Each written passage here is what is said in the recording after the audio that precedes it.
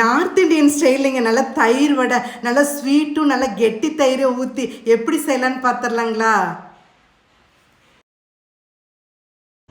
1 மணி நேரம் ஊற வச்சு 50 கிராம் உளுந்து, ஊற வச்ச பாசிப்பருப்பு 50 கிராம், கொஞ்சமாக தண்ணி ஊற்றி நல்லா நைஸாக அரைச்சி எடுத்துக்கணும். இந்த அளவுக்கு அரைச்சிக்கோங்க. அளவான நைஸ் உப்பு, 1 ஸ்பூன் சீரகம், நல்லா கலக்கிக்கணுங்க. பிடிப்பாட ஊற்றிக்கோங்க.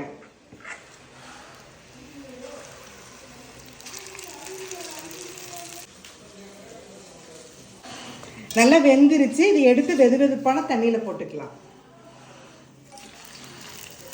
இதை அப்படியே எடுத்து ஒரு குண்டால வச்சுக்கலாங்க. இந்த நார்த் இந்தியன் தயிர் வடைங்க நான் ஒரு இதில் சாப்பிட்டேன், செம்ம டேஸ்ட்டாக இருந்தது. நான் இதை ஃபஸ்ட் டைம் ட்ரை பண்ணியிருக்கேன். நல்லா புளிக்காத தயிரை வந்து பீட் பண்ணி ஊற்றிக்கலாங்க. தயிரோடைய இந்த கப்பில் எடுத்துக்கலாங்க. இப்போ சாட் மசாலா தூவிக்கலாங்க. கொத்தமல்லி தழை, பொடியாக நறுக்குன பெரிய வெங்காயம், மிக்சர் பூந்தி மேலால் போட்டுக்கலாம். பீட் பண்ண தயிர் மேலால் ஊற்றிக்கலாம். இதுக்கு மேலே டொமேட்டோ சாஸ் ஊற்றிக்கலாம்.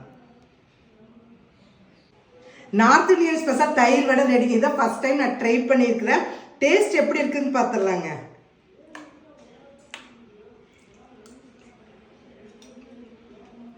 எங்க சூப்பராக இருக்குதுங்க. ஒரு டிஃப்ரென்ஸ் டேஸ்ட்டாக தாங்க இருக்குது. க்ரீன் சாஸ் ஊற்றினா இன்னுமே நல்லா இருக்கும், காரம் இனிப்போட சேர்றப்போ. நீங்களும் இதே மாதிரி ட்ரை பண்ணுங்கள்.